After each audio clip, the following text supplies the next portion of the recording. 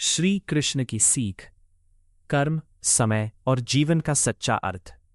श्री कृष्ण कहते हैं, मनुष्य इस संसार में खाली हाथ आता है और खाली हाथ ही जाता है। फिर भी इंसान पूरी जिंदगी उन चीजों के पीछे भागता रहता है जिन्हें वो अपने साथ कभी ले ही नहीं जा सकता। महाभारत हमें केवल युद्ध की कहानी नहीं सिखाती, वो जीवन जीने का सही तरीका भी सिखाती है। कृष्ण कहते हैं कि इंसान का सबसे बड़ा भ्रम यह है कि वो खुद को हर चीज का मालिक समझने लगता है। लेकिन सच ये है कि हम केवल कुछ समय के लिए इस दुनिया में आए हुए यात्री हैं। न धन हमेशा साथ रहेगा, न पद, न प्रसिद्धि और न ही अहंकार। सिर्फ हमारे कर्म हमारे साथ चलते हैं। इसलिए कृष्ण कहते हैं, कर्म ऐसे करो कि तुम्हारे जाने के बाद भी लोग तुम्हें सम्मान से याद करें। आज बहुत लोग सफलता तो चाहते हैं, लेकिन सही रास्ते से नहीं। कुछ लोग शॉर्टकट ढूंढते हैं, कुछ लोग दूसरों को धोखा देकर आगे बढ़ना चाहते हैं। लेकिन कृष्ण कहते हैं, गलत रास्ते से मिली जीत भी अंत में हार बन जाती है। महाभारत में दुर्योधन के पास विशाल सेना थी, राज्य था, शक्ति थी, लेकिन उसके कर्म गलत थे और अंत में वो सब कुछ खो बैठा। वही पांडवों ने कठिनाइयां झेली, वनवास सहा, अपमान सहा, लेकिन उन्होंने धर्म का साथ नहीं छोड़ा और अंत में जीत उन्हीं की हुई। कृष्ण हमें बताते हैं कि कभी कभी सही रास्ता कठिन जरूर होता है, लेकिन वही रास्ता हमें स्थायी सफलता देता है। आज की दुनिया में लोग दूसरों से अपनी तुलना करके दुखी हो जाते हैं। कोई कहता है, उसके पास मुझसे ज्यादा पैसा है। कोई कहता है, वह मुझसे ज्यादा सफल है। कोई सोशल मीडिया पर दूसरों की जिंदगी देखकर खुद को असफल समझने लगता है। लेकिन कृष्ण कहते हैं, तुलना दुख का सबसे बड़ा कारण है। हर इंसान की यात्रा अलग होती है, हर व्यक्ति का समय अलग होता है। जैसे हर फूल एक ही समय पर नहीं खिलता, वैसे ही हर इंसान भी एक ही समय पर सफल नहीं होता। इसलिए अपने रास्ते पर भरोसा रखो, दूसरों से नहीं, कल के अपने आप से बेहतर बनने की कोशिश करो। कृष्ण समय की महत्ता भी समझाते हैं। वे कहते हैं, समय से बड़ा शिक्षक कोई नहीं है। समय हर घाव भर देता है। समय घमंडी को विनम्र बना देता है। समय गरीब को अमीर और अमीर को गरीब भी बना सकता है।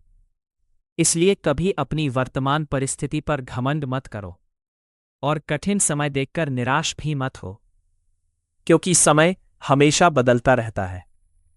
महाभारत में पांडवों का भी बुरा समय आया था, लेकिन उन्होंने धैर्य नहीं छोड़ा और एक दिन वही समय उनके पक्ष में बदल गया। कृष्ण कहते हैं, बुरा समय स्थायी नहीं होता, लेकिन उससे मिली सीख हमेशा साथ रहती है। आज लोग छोटी छोटी बातों से तनाव में आ जाते हैं। भविष्य की चिंता, पैसों की चिंता, लोग क्या सोचेंगे इसकी चिंता।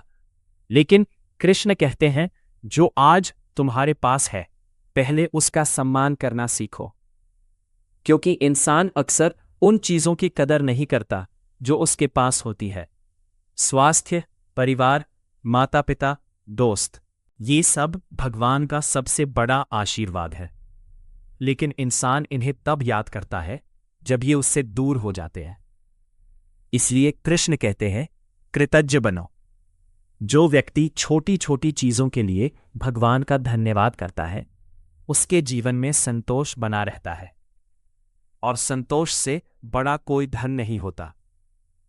कृष्ण हमें यह भी सिखाते हैं कि जीवन में कभी किसी का बुरा मत चाहो, क्योंकि नफरत सबसे पहले उसी इंसान को जलाती है जिसके अंदर वह पैदा होती है।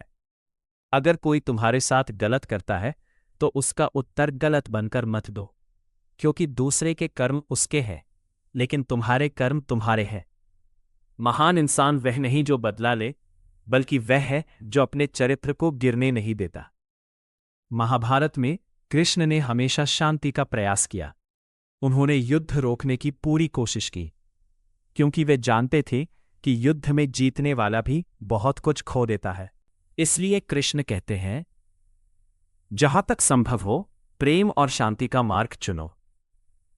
लेकिन यदि सत्य और अन्याय के बीच चुनाव करना पड़े तो हमेशा सत्य का साथ दो, क्योंकि चुप रहना भी कभी कभी गलत का साथ देने जैसा होता है।